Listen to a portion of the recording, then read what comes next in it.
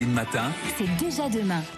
6h56 sur RMC, des montres connectées pour lutter contre le coronavirus. C'est ce que vous allez nous raconter. Ah, ça y est, vous avez deux montres. Moi, maintenant. une à chaque poignet. Anthony, il se promène comme ça, avec une montre à chaque poignet. Alors pourquoi? Qu'est-ce que ça va nous faire, ces petites montres? En fait, les montres connectées, c'est vrai que pendant longtemps, ça a été considéré comme des gadgets. Vous voyez, les Apple Watch, les Fitbit, c'était des podomètres améliorés. On calculait le nombre de pas, le nombre de calories qu'on brûle à la salle de sport. Bon, ça n'avait pas tellement d'intérêt. Là, maintenant, elles sont en train de se transformer en dispositifs médicaux, vraiment. C'est-à-dire qu'on a ajouté des capteurs électroniques extrêmement performants. Là, celle que je vous ai apportée, c'est une boîte française, WeSings, qui l'a mise au point. Vous pouvez faire un électrocardiogramme, par exemple, sur la montre. On peut le faire aussi sur les Apple Watch. Vous avez un capteur pour le taux d'oxygène dans le sang. On va pouvoir analyser, par exemple, des problèmes comme l'apnée du sommeil.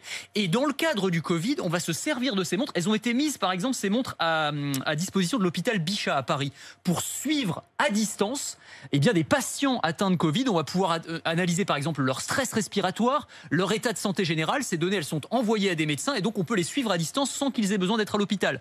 Vous avez d'autres modèles qui sont équipés de capteurs de température. On peut analyser par exemple un début de fièvre et on peut même, selon certaines études menées par des universités américaines, à partir de ces montres, détecter la présence du coronavirus, en tout cas la probabilité que le virus soit présent chez une personne 1 à 3 jours avant l'apparition des premiers symptômes. Donc c'est quand même une aide extrêmement importante. Comment elle s'appelle, cette montre-là? Alors c'est WeSings, c'est une star. Elle est très belle en plus. Oui, c'est une marque. On dirait une vraie montre en fait. Ça ressemble pas à une montre électronique. Et elle vous donne avez un l'heure petit cadran. Comment? Elle donne l'heure quand même. Elle donne aussi l'heure. Incroyable. Ça, c'est vous vous génial. rendez compte? Merci Louis. Faut la recharger quand même le soir. C'est comme les smartphones évidemment, mais elle donne l'heure. Ouais, absolument. Elle donne là. Le monde du sport, notamment, s'intéresse beaucoup à ces technologies parce que ça permet de surveiller la santé des joueurs et de les mettre en quarantaine si besoin.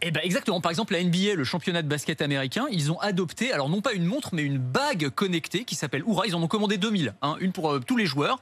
Et en fait, ces bagues, elles vont analyser en temps réel la température, le rythme respiratoire, le rythme cardiaque. Et le but, c'est effectivement de détecter en amont la présence du virus, ou en tout cas la probabilité qu'un joueur ait contracté le virus, pour pouvoir le mettre en quarantaine, l'éloigner et éviter de contaminer tous les autres joueurs. Ça pourrait inspirer d'autres sports, d'autres équipes. On pense au PSG, par exemple. Au hasard. Au hasard. Ça leur permettrait de pouvoir anticiper un peu. Évidemment. Et puis ça s'arrête pas là, parce que ces montres, elles vont avoir plein d'autres fonctionnalités médicales, mais j'aurai l'occasion de vous en reparler de toute façon. Pour le diabète notamment.